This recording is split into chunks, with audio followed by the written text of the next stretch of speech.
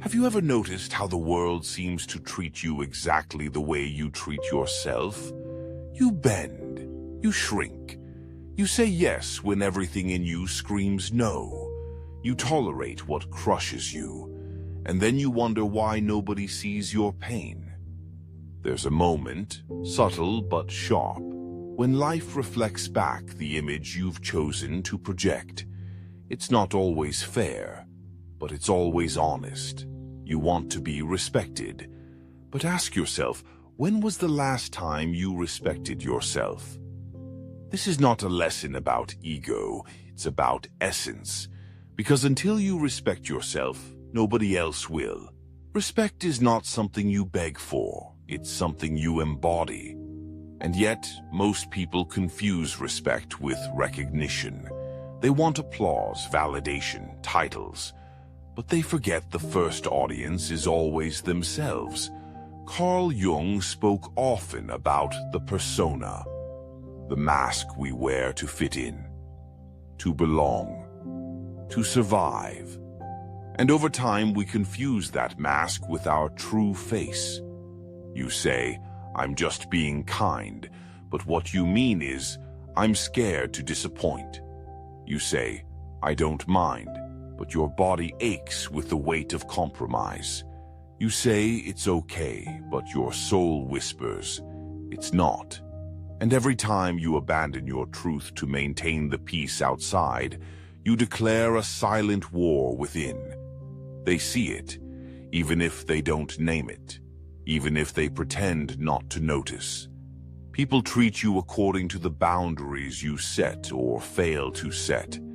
Respect begins where people know they cannot manipulate you, that you have a line, that you carry something within you that cannot be bought, borrowed, or broken. But how do you respect yourself in a world that profits off your insecurity? In a culture that teaches you to look perfect, but never whole? You start by listening to your no. You start by honoring your silence, by not explaining your worth to people committed to misunderstanding it. You stop performing. You stop pleasing. You stop negotiating your value like it's a bargain. Respect isn't loud. It doesn't need to prove itself. It just is, like still water that runs deep, like silence that speaks louder than shouting. There is a strange power in someone who no longer fears being misunderstood, because they no longer fear being alone, and that is the kind of person others begin to revolve around. But it always begins with you, the mirror you refuse to look at, the truth you keep avoiding, the shadow you're afraid to face. Carl Jung once said, "The privilege of a lifetime is to become who you truly are. But you can't become what you don't respect." So ask yourself tonight, not who failed to respect you, but when did you start abandoning yourself? Not why they left, but why you stayed silent. Not why they hurt you, but why you allowed it. The most dangerous betrayal is the one you commit against yourself. And the path back isn't paved with anger. It's paved with boundaries, with solitude, with self-regard. It's not a rebellion, it's a return. And if you can dare to walk that path, to become someone who respects themselves without needing permission, then you will never need to ask for respect again, because the world will have no choice but to reflect what you already carry. So what happens when you stop betraying yourself? We'll find out in the next chapter. There's a price you pay every time you say yes out of fear. And that price isn't just your time, it's your energy, your dignity, yourself. Most people don't notice the moment it begins. The first time you feel that sting of discomfort, but say nothing. The first time you abandon your needs to protect someone else's feelings. The first time you betray your no to keep the peace. It feels small. insignificant. But it's the beginning of a slow erosion, until one day you look in the mirror and don't recognize the person staring back. That's the cost of not having boundaries. Boundaries are not walls, they are doors, invitations, standards. They don't say, go away, they say, if you want to come closer, this is how. And yet, we avoid them. Because we fear rejection. We fear the discomfort of being disliked. We fear being called selfish, difficult, or too much. Carl Jung understood this deeply. He believed that the parts of ourselves we repress, the shadow, eventually leak out in distorted forms, passive aggression, resentment, depression. That's what happens when you don't set boundaries. Your silence becomes your symptom. You think you're being kind, but inside you're boiling. You think you're avoiding conflict, but inside you're collapsing. You think you're keeping the peace, but inside you're disappearing.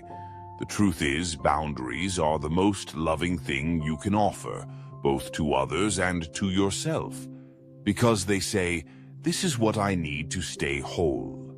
They honor your energy, they protect your clarity, they preserve your self-respect.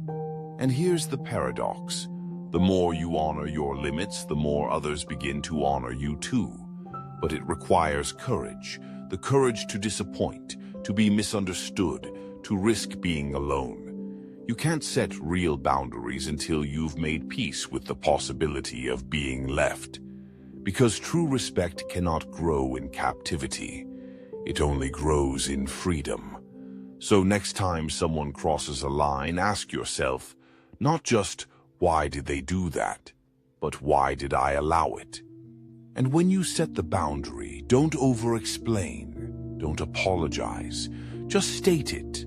Calm, clear, final, because your energy is sacred, and not everyone deserves access to it. Boundaries are not punishments. They are teachings. They teach others how to love you, and more importantly, they teach you how to love yourself. When you stop abandoning yourself for comfort, when you stop trading your peace for proximity, you begin to realize something profound. You are not here to be liked. You are here to be real. And realness always comes at a cost, but the return is your life. So what happens when you stop fearing rejection and start honoring your truth? That's what we'll uncover in the next chapter. There's a peculiar silence that comes after the noise of people fades, when the phone stops ringing, when the texts dry up, when the invitations no longer arrive. Not because you've done something wrong, but because you've finally done something right. You said no. You set the line. You chose yourself. And now you're alone. This is the part they don't talk about. The ache that follows authenticity. Everyone tells you to love yourself, to set boundaries, to walk away from what no longer serves you. But no one tells you what happens after. The nights that feel too quiet, the moments you reach for your phone and realize there's no one to call, the grief of letting go of connections that once meant everything. Carl Jung called this the path of individuation, the becoming of your true self. But what he also knew is that this path is not lined with applause, it's lined with absence. Because when you stop performing, you stop attracting those who are only clapping for the role, not the real you. The masks fall, and so do the people. But don't mistake the falling away for failure. It is the clearing of space, because the self cannot be built in noise.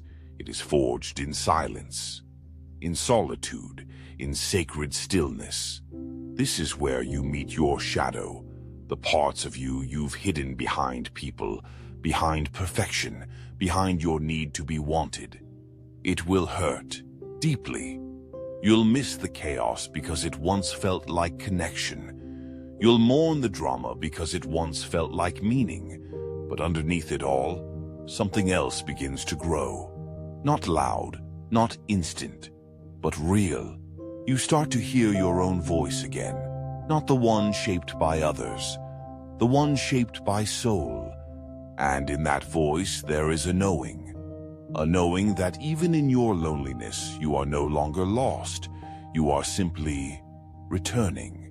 The loneliness of returning to yourself is not a punishment, it's a passage. The silence is not empty. It's full of the parts of you you're finally learning to hold. You're not breaking down, you're breaking open. So when it feels like you've lost everything, ask instead, what am I finally beginning to find? Because what comes next is not more noise, it's clarity. And in Chapter 4, we'll walk into that clarity and what it means to finally rebuild from truth. Clarity doesn't come wrapped in comfort. It arrives like a storm that clears everything false. And when it does, you will see things you wish you hadn't. People you thought loved you, habits you thought helped you, truths you thought you were ready for. But clarity never asks for permission. It comes when you're finally strong enough to stop lying to yourself. Most people aren't afraid of change. They're afraid of seeing clearly what must be changed. You cling to the familiar, not because it's good, but because it's known, predictable, safe. But clarity disrupts that safety. It calls things by their real names. That relationship? It wasn't love, it was attachment. That job? It wasn't purpose, it was a performance. That habit? It wasn't harmless, it was hiding. And seeing it clearly, it cuts. Carl Jung warned that people will do anything, no matter how absurd, to avoid facing their own soul. Because the moment you see clearly, you can no longer pretend. Clarity demands action, boundaries, endings, leaps. It is not gentle, but it is liberating. Because only through seeing the truth can you begin to live in it. Clarity strips away the excuses, the stories, the noise, and in the silence that follows, a new kind of power arises, one that doesn't shout, doesn't chase, doesn't perform. It just knows, and knowing is enough. But beware, the more clearly you see, the more alone you may feel, because clarity isolates before it connects. It removes the wrong ones so the right ones can find you. It ends the false paths so the real one can begin. It doesn't feel like a gift, but it is. Clarity is not the end of pain. It's the beginning of truth. And truth, real, unfiltered truth, is where healing finally starts. So if it hurts right now, let it. If it burns, good. That means it's working. Because the fire of clarity doesn't destroy you. It destroys who you're not. And in the ashes of that fear, a new self quietly rises. So what does it look like to rebuild from that fire? In Chapter 5, we'll walk into the rebirth. It doesn't happen all at once. There's no drum roll, no bright light, no grand announcement. Just a quiet morning where you no longer feel the urge to chase, to explain, to prove.